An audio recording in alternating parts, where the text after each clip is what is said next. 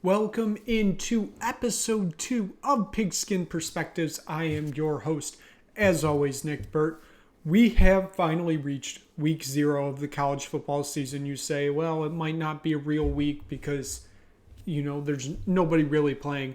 Well, week 0, it's been a thing on and off for a long time in college football, going back to the 80s when they used to have like one game and it was a big game. Then it made its resurgence 6, 7, 8 years ago when Hawaii got a 13th game. I am obviously repping the Rainbow Warriors tonight. They got a 13th game added to their schedule due to, having to travel a lot during the season. So one extra game to make some extra revenue. So they play a 13th game. That slowly developed into week 0 becoming its own thing. And now we usually see one marquee game on week 0, but then it's a bunch of nobodies basically. It's not nobodies to us football fans, but to the casual, yes it is. You'll see at the bottom, the games will be scrolling through. We'll get to a full preview of those later. As I said yesterday, we will be doing some over-unders today. I've decided to do one over, one under for each of the conferences. Some of them were quite easy to pick. Some of them were quite difficult, if I'm honest. So might as well just get right into those. So we're going to do it kind of same as yesterday. We're going to do P5 first. Then we're going to get to the group of 5, and we do have the independents in here, given that you can't predict a conference champion for the independent, but you can give over-unders. So first we'll start with the ACC. My one over is Duke over 6.5 wins this year. That is currently at plus 126, which means if you bet $100, you win 126. If you bet $10, you win $12.60. You get the point of it. I think Duke's really underrated this year. I don't know why the line's at 6.5. I think that they could sneakily, if that's a real word, I think it's a real word, they could sneakily win their week 1 game against Clemson on Labor Day night. Mike Elko had a good first season there at Duke. I'm expecting more from him this year, which leads me to believe that they can get over 6.5 wins. I think they have a somewhat favorable schedule for that. But also I could, see them losing to, UConn on their schedule. And then, things just derail from there. My one under for the ACC is Louisville. They're at 8.5 right now. I like the under of 8.5. That's at minus 162. So you're making money, but not really. I think Jeff Brom's first year back at his alma mater, I think it's going to be a struggle for them. I don't see him getting to 9 wins because that's what you would have to do to cash that over. 8-4 would be a success for them, but that is still technically an under. So therefore, I do believe that that I don't think they're going over this year. I think like I said, I think it's going to be a real struggle for them. Year 1 under a new head coach, usually a bit more difficult than usual. So, if Scott Satterfield was still there as head coach, maybe I would go with them. But, you got to remember that last year, I think they went 7-5 was their final record. So it's going to be interesting to watch how the Cardinals play out this year. But I do think they end up going under 8.5. So moving on, we'll move to the next conference, my conference of choice, the Big Ten. You're going to see one of these teams and say, nope, I can't take this as truth because you put in your alma mater. Well, that's true. But I think this is a really good number here. Over 5.5 wins at plus 148. I think that's a really, really good number to get them because it just seems very outlandish that Michigan State's not going to make a bowl game this year again for the second straight season. Like I said in the preview yesterday, everything that could go wrong went wrong for Michigan State last year injury-wise. They're a lot more healthy this year. I think their biggest question is at the quarterback position. And I think they're going to somewhat figure that out in the first few weeks. They do have one of the tougher schedules in college football. But I still think you find 6 wins in there. And that gets you the over here. They could go 6-6, and that is it, which still is an over. So I think it's really good value for the number. That's why I have it as my 1 over. There were a few other here that I could have potentially taken, but for that, I couldn't deny the value there. So my 1 under is Iowa at 8.5. This Iowa team screams 8-4 to me. Not as much as Louisville did, but I mean, this team just screams 8-4, which is why I don't think they are going to hit the over. And that's why I took them under here. Last year was just a debacle on the offensive side of the ball, not being able to score. I expect some progress this year with that. I don't know if it fully gets there. I don't know. They have a somewhat tougher schedule also. It's going to be interesting. They're going to fall between 8-4 and 9-3. So this over-under is pretty right on the dot. So, but I think they're going to go the under side of it. So given that, we'll move on to the conference. I had the toughest time picking an over and under for because there were so many options. There could have been, honestly, almost any of the teams in the Big 12 could have made this either as an over or an under. But I decided on these two because I like the value of both. I have the over on Baylor, over 7.5 wins. That's at plus 152. Kind of feel like they're a tad bit underrated here. I mean, I'm expecting a halfway decent season from Baylor. I think 8-4 is very manageable, which gets you the over here. And everything above that is, a positive. I don't see how they don't get to 8-4, which is why this line stunned me so much. And that's why I like the value here because it's plus money also. And the under is BYU at 4.5. Once again, plus money at plus 152. I think they're going to struggle in their first year in the Big 12.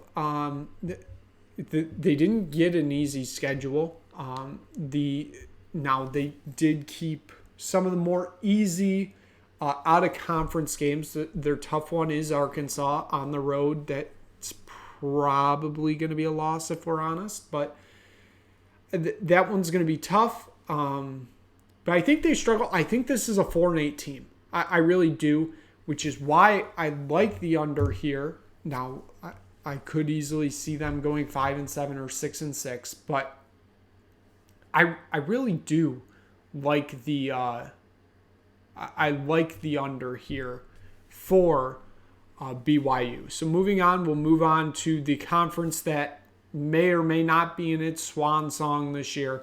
Their maybe final year of existence, who knows. The Pac-12, I have 2 teams that don't know where they're going to be playing football next year. The over, I have Oregon State over 8.5 wins at plus 124. I think this team is a dark horse to win the Pac-12, which, I mean, the Pac-12 always cannibalizes itself, so that's why I think there's an opening for Oregon State. DJ Uiagalelei, their quarterback transfer from Clemson, I think he's going to do really well for them. And this Oregon State team, mostly returning everybody from last year, a team that I believe went 9-3. I know they got that win against Oregon in the Civil War, the final game of their season, or regular season, I should say. I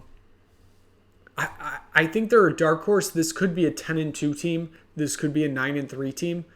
I think they got something to prove also, given that they don't know where they're playing football next year. They may be in the Mountain West, which would just be absolutely disrespectful to them.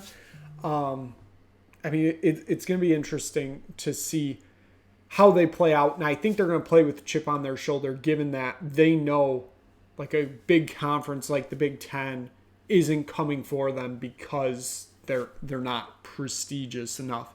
And the under, I have Cal at under 5.5. I feel like I'm just kind of kicking a dead horse here. Cal, it really does seem like they've kind of given up a bit on major athletics. Like the non-rev sports, they still do really well at, but like basketball and football, it kind of feels like they're starting to give up. I believe they're the most in-debt athletic department in college sports, given they renovated Memorial Stadium more than 10 years ago, and they are still massively in debt because of it. And given that they don't, again, have a home for next year, I think that's going to be a negative impact on them. And, you can only face who's in front of you, obviously, but I think this is going to be a struggle year for Cal, and that's why I like the under here. So moving on to the final power conference, it is the SEC. And these two were two of the easiest picks for me. In saying that, I'm going to be absolutely dead wrong here. The over is South Carolina's over 6.5 wins at plus 144. I don't know what Vegas is thinking here. This South Carolina team, can easily get to 7-5, which gets you over 6.5. But like I said in my preview yesterday, I think they're finishing second in the East Division, which gets them probably to 9-3. That's an easy over here. Maybe Vegas knows something I don't, which is always very possible. But just over 6.5 at plus money, I feel like is free money, honestly. The under, again, kind of feels like free money. I said that they can finish either 3-9 or 9-3, and there's no in between. And I'm very much more on the 3-9 side. That is Auburn under 6.5 wins at plus 110. Once again, not really sure what Vegas is thinking there.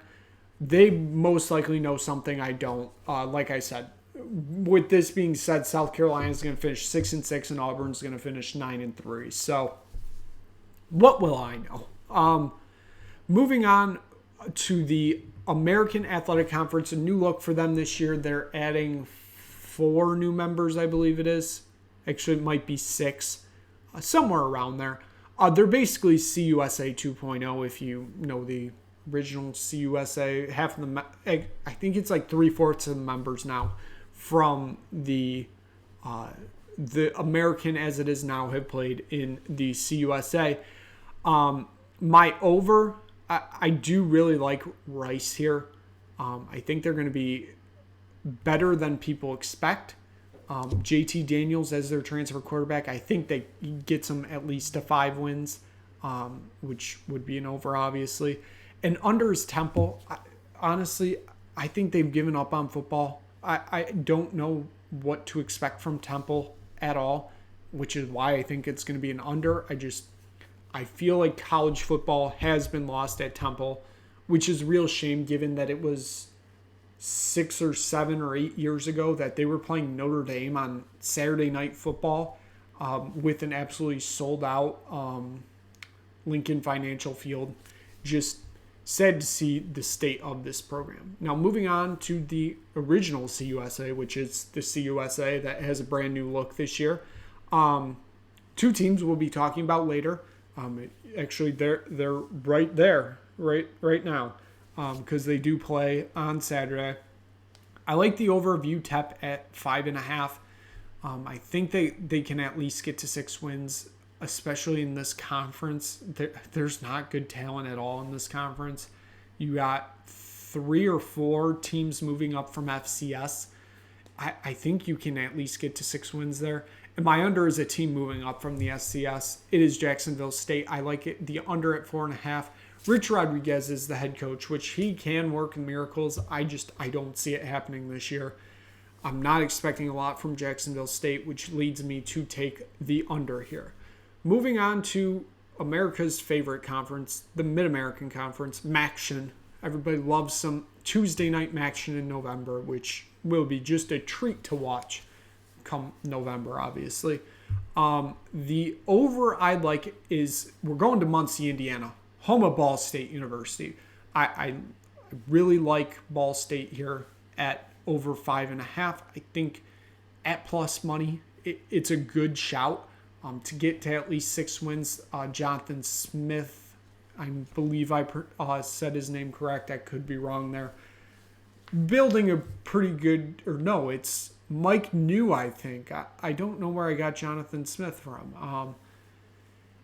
No matter what, whoever the head coach is there, building a great team there at Ball State. I expect them to do quite well this year.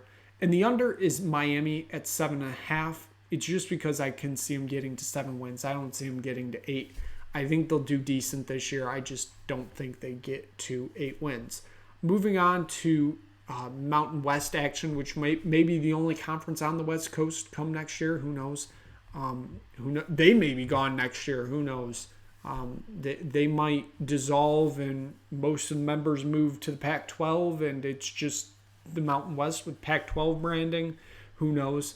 The team you're about to see is the over here. It might stun the people that know me that I picked this team. It is Hawaii at over 3.5. They play 13 games, like I mentioned earlier, which is just one extra game to get to 4 wins.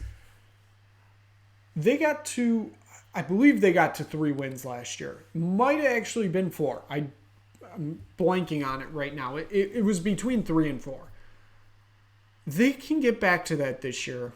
I think they can do a little bit better. I think they might be able to get to 6 and 7 and get a bowl bid, which would be the Hawaii Bowl, because they play in the Hawaii Bowl if they're bowl eligible, unless they make a New Year's 6. That's just the contract with the bowl game, given that it's Hawaii and you get people turning out because nobody wants to really travel to Hawaii for Christmas. It's nice, but nobody really wants to go watch a bowl game there. I think they can get at least 4 wins. They're not going to win on Saturday. We'll get into that, but their week 1 matchup, I think it sets up for a win opportunity, and that will only progress the rest of the season. I think Timmy Chang is really building a team there. Are they going to get back to where June Jones and Colt Brennan had them in 06 and 07, where they lost 2 total games, I believe it was, between those 2 seasons, regular seasons? No, I don't think Timmy Chang gets them back there. But if he can get them to like 9 and 4 every year, that's a pretty good success at Hawaii. And the under, I really like this one, is UNLV under 5.5. It felt like they turned the corner last year. Marcus Arroyo got them to 5 wins. They were a win away from bowl eligibility. He got fired. I believe they hired Barry Odom. Could be wrong on that. I feel like that's who I remember it as. I feel like it's just a reset for the program, and I don't see them getting to 6 wins. I think they aren't bowl eligible this year, and that leads them to be an under here. The final actual conference is the Fun Belt, the Sun Belt, a conference that has really embraced the regionality of college conferences. Them and the MAC are really the only 2 left, if we're honest. You can argue the Mountain West, but the over I like here is ULM, Louisiana Monroe, over 3.5 wins. Terry Bowden, I feel like he gets them. He's overachieving with them. This is just fun for him. It's not like he's trying to get a promotion. Like Terry Bowden was retired for a year, I guess, because he was at Akron. I kind of forgot about that for a second. He got Akron to new heights that Akron never thought they would get to, and then they fell apart. I think they get to at least 4 wins this year. I expect that from them. And the under here I have is Troy, because they have the highest over in the Sun Belt, and that's at 8.5. I think they can get to 8 wins. I don't think they get to 9. I don't know where Vegas is getting this number from. I could be proven wrong here, but I think Troy is an 8-4 team at best. And finally, I did say we would do the independents because you can't pick a conference champion because there's no conference champion for the independents, but you can pick over and unders. And given that there's only 4 teams independent now, I didn't like any of the unders, so I gave you 2 overs. So it's not 1 over and 1 under, it's 2 overs and 0 unders. Over number 1, UConn over 6 or 4.5 wins. I think they're going to be bowl eligible again this year. Jim Mora is doing wonders with that program. I think he gets them back to a bowl game this year, which means they go over 4.5. Yes, they have a little bit of a difficult schedule, but they've built it up enough that they can get to at least 6 wins, and that's what I'm expecting from UConn this year. And the other over I like is the other team in the Northeast region is UMass, and that's over 2.5. I mean, surely they have to get to at least 3 wins. I think their schedule is built for it, so therefore I think they have to at least get there. So given that, those are my overs and unders for each conference. Now we'll move on to the games that have been scrolling below you right here. There we go. Scrolling below you this whole time. Here are your week 0 matchups. So Navy is facing Notre Dame. This game is in Dublin, Ireland. The game to kick off the college football season. Notre Dame is a 20.5 point favorite. The over-under is 48.5. I feel like this game is going to be closer than the experts think, which makes me want to lean to Navy plus 20.5. Because I don't know what to expect from Notre Dame this year, to be honest. I really don't. I think that they could be anywhere between 12-0 and 7-5, honestly. I don't know what to expect from them. But Notre Dame wins this game no matter what. I think Navy covers. And yeah, it's going to be a difficult year for Navy, given that Ken Niumatalolo is no longer the head coach. He resigned / got fired. They brought in another coach. We'll see how they run the triple option. Should be interesting to watch Navy this year. UTEP at Jacksonville State, a CUSA matchup. There's actually 2 conference games this week 0, and they're both in the CUSA. First one is UTEP at Jacksonville State. We previously just talked about those 2 teams because one was my over and one was my under, so that can kind of lead you to where I'm picking here. UTEP is a 1.5 point favorite. I'm going to take that. I think UTEP wins this game, and it's by 2 or more. It should be an interesting game to watch, I'd say. Ohio at San Diego State, one of the more weird matchups of this week 0. You have MAC against the Mountain West, and they're just 2 teams on polar opposite sides of the world, basically. Yes, you can say the same thing about Hawai'i, Vandy, right there. We're going to get to that in a second. San Diego State's a 2.5 point favorite. Ohio's quarterback Curtis Rourke returning from an ACL injury. I honestly think this may be the best game of week 0. I think it's going to be the closest game. I'm going to lean to San Diego State given that it's in San Diego, and that's really the only reason why. I think Snapdragon is going to be hopping for the Aztecs on Saturday, and I think that gives them the advantage to win this game. The game that's the ESPN primetime game, UMass at New Mexico State. That is Sicko's game of the year, and the fact that it's on ESPN just absolutely baffling. New Mexico State, a 7-point favorite. They made a bowl game last year. They won a bowl game last year, the Quick Lane Bowl. I expect them to start out on the right foot. I expect them to beat UMass. I think it will be by more than 7, so give me New Mexico State there. Hawai'i at Vanderbilt. Vanderbilt is a 17-point favorite. The over-under is 55.5. Vanderbilt put up 55 on Hawai'i last year on the island. I think I'm still taking Hawai'i plus 17 here. I gotta believe that they're going to be a little bit better this year, and I think Vanderbilt's going to take a little bit of a step back, which plays right into the hands here. I think Vanderbilt's realistically going to cover, but my pick will be Hawai'i because, I mean, if you know me, the Rainbow Warriors, watching them at midnight when they're playing at home is just such a treat to watch. Yeah, so I think Vandy wins that game by more than 17, but still, yeah. Caleb Williams starts his Heisman Trophy defense as USC face off against San Jose State. USC is a 30.5-point favorite. I expect them to be up by probably more than 30 at half, and Caleb Williams will sit the second half. The question is does San Jose State backdoor cover? I think that's a real possibility, but I'm still going to take USC minus the 30.5 here. And finally, the last game of this week 0, another conference game. It is FIU at Louisiana Tech. Louisiana Tech is a 10.5-point favorite. FIU has really struggled these past few years.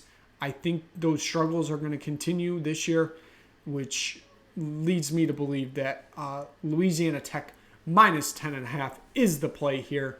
And the over-under is 58.5. I honestly don't know. If I had to pick my favorite line for the week and my favorite over-under, my favorite line is probably going to be UTEP minus 1.5. I really like that line. And then my favorite over-under is San Jose State at USC, 66.5. That game could be, I don't know, USC 55, San Jose State 21. That's an easy over. And that's kind of where my head and gut leans there. So given that, that is it for Pigskin Perspectives episode 2. Hopefully you enjoyed this week 0 preview and 1 over and 1 under. I'll keep track of those. You'll kind of get updates on those as the season progresses. So thank you so much for tuning in. If you stumble across this video, like, subscribe, tell anybody you know about it. You know, we're about to be here a lot this college football season and soon NFL season. So thank you so much for tuning in, and we will see you back quite soon for a week 0 recap and getting you prepared for week 1 of the college football season.